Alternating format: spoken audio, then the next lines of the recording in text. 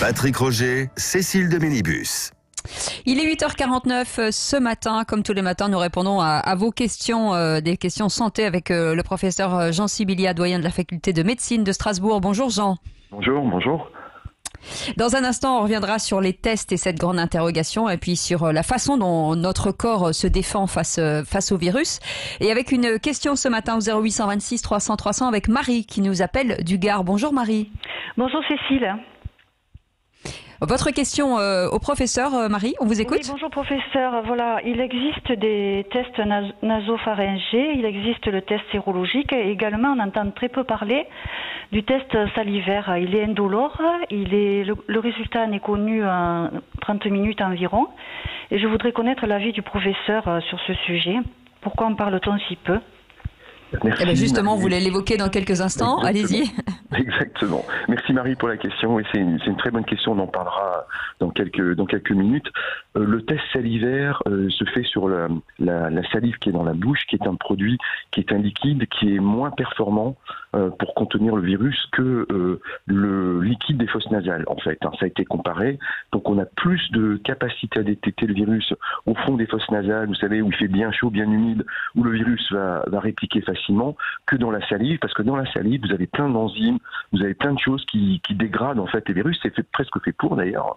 Et donc c'est un petit peu plus difficile de trouver du virus dans la salive, voire de trouver des bouts du virus, parce que le test salivaire peut se faire aussi, non pas sur le cœur du virus, l'ARN, mais aussi sur des bouts de virus, sur des protéines du virus. Alors, les tests on est en train de comparer d'ailleurs, on est en train de comparer salive et prélèvement nasopharyngé, parce que vous avez raison, c'est beaucoup plus rapide. Ce serait l'avantage d'être fait en test direct, d'identification de virus très rapidement, en quelques minutes, alors que le fameux test PCR là au fond du nez, il faut quelques heures quand même, une demi-journée parfois.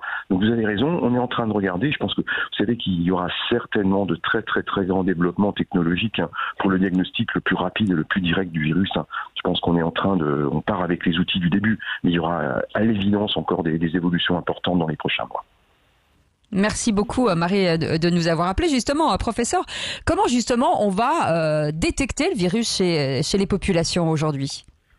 Aujourd'hui, plus largement. Voilà, plus largement, parce que clairement, il y a un enjeu. On a compris, on va permettre aux gens de circuler.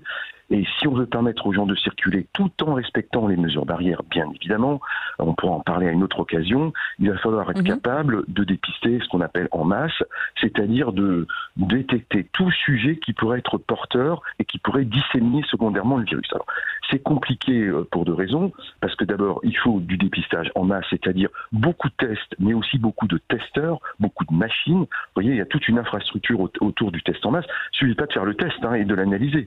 Après, il faut que les gens... Mais Jean, je vous coupe, plusieurs tests et plusieurs fois sur la même personne, puisque forcément... Forcément. Ça, c'est un aspect aussi que je voulais évoquer avec vous sur la valeur du test, puisque vous posez la question, Cécile, le test n'est valable qu'au moment où vous le faites. Le lendemain, vous pouvez être contaminé. On est bien d'accord si le test est négatif. Donc, c'est une valeur qu'on appelle instantanée de ces tests de dépistage. Vous êtes sain et non contaminé par le virus. Le jour où on fait le prélèvement, le lendemain ou le surlendemain, vous pouvez très bien avoir contracté le virus. Donc, premier problème, c'est faire en masse. Ça, c'est quand même très, très important. Et avec toute la logistique qui est nécessaire. Et deuxièmement, sur qui ? Ça, c'est la grande question. Est-ce qu'on ne teste, quand on dit en masse, que les gens qui ont des symptômes, ou est-ce qu'on teste aussi systématiquement les gens qui travaillent en confinement, les personnes qui vivent dans les EHPAD, les gens qui vivent dans les prisons, la population carcérale, la population en précarité dans la rue qui n'est pas protégée. Vous voyez, il y a une vraie question stratégique, et pour l'instant, en fait, cette question de dépistage en masse, de la recherche du virus en masse, a été réglée par la quantité de tests disponibles. Et pas qu'en France, en Allemagne aussi. Vous imaginez, si vous faites 500 000 tests sur une population de 80 millions d'habitants, sachant que vous voulez dites, Cécile, que ce test n'a une valeur qu'instantanée, et que vous êtes obligé de le refaire.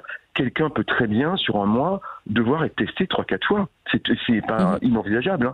Il suffit qu'il ait un rhume, un peu d'allergie, un peu de machin, un symptôme, un peu de fièvre. Il faut qu'il soit retesté. Donc, même les Allemands qui ont fait 500 000 tests par semaine, sur 80 millions, ça fait qu'une personne, je fais un rapide calcul, petite règle, c'est une personne sur 100 au maximum qui est testée par semaine. Donc, c'est pas non plus tout le monde. Donc, il va falloir à la fois s'adapter et avoir la logistique pour le faire, et il va falloir aussi savoir à qui on le fait en priorité, en première ligne, en deuxième ligne, en troisième ligne. Donc ces tests directs, ils sont indispensables, parce que si on ne détecte pas très tôt les sujets infectés et qu'on ne les isole pas et qu'on ne contacte pas ces fameux sujets contacts, c'est-à-dire ceux qui l'ont rencontré, et qu'on ne règle pas le problème de contagion de cet environnement-là, eh ben on aura de fait à nouveau des points de départ du virus. Donc c'est fondamental, hein, je crois que c'est vraiment quelque chose qui va être déterminant pour éviter la deuxième vague. Justement, je voulais vous poser cette question. On teste à partir de quel âge? Puisqu'on se dit que les enfants, finalement, ne transmettent pas entre eux. À partir de quel âge, finalement, on est susceptible d'attraper le Covid? Ça aussi, c'est une vraie question. Tout âge, en fait. Hein. On sait que y a des tout petits d'1 an, voire moins, qui ont été contaminés. Heureusement, ces enfants, dans l'énorme majorité des cas, ne font aucune forme grave. Hein. On le sait maintenant, et ça c'est absolument certain. En revanche, un tout petit peut être contaminé. Alors, est-ce qu'il est contagieux pour les autres? Peut-être pas autant qu'on le disait. Je crois qu'on a des arguments pour le penser, mais lui-même peut être porteur. Alors, même s'il n'est pas contagieux à grande échelle, il porte quand même du virus, donc il va déposer du virus. Un petit, ça met pas de masque, vous savez très bien, ça met les mains à la bouche, ça dépose, ça peut déposer du virus un peu partout quand même, et entraîner une contamination de son environnement. Donc tout âge, en théorie, tout âge en fait. Alors ensuite, il y a une deuxième phase, c'est comment notre corps va-t-il se défendre, et sommes-nous tous égaux finalement en matière de défense immunitaire? Alors ça c'est très important. Là aussi, des éléments aujourd'hui, on a appris des choses pour rester dans l'esprit de ce qu'on s'est dit hier, en se disant qu'est-ce qu'on sait aujourd'hui, qu'est-ce qu'on ne sait pas. Donc si je résume juste sur le premier point, si je me permets de résumer, ce qu'on est sûr, et vous pouvez être certain, les auditeurs peuvent être certains, qu'aujourd'hui les tests directs de recherche du virus sont fiables. C'est jamais 100%, mais c'est fiable à condition de pouvoir les faire dans des bonnes conditions, évidemment. Donc ça, c'est un point acquis, et je l'ai dit précédemment, ils évolueront en simplification et en performance encore, mais c'est déjà très fiable aujourd'hui, même si c'est pas parfait. Deuxième étape, c'est l'étape non pas de recherche du virus, mais c'est de regarder après la bataille, est-ce que le corps a réagi à la rencontre avec le virus? Donc qu'est-ce que c'est cette réaction, cette rencontre? C'est ce qu'on appelle la réponse immunitaire.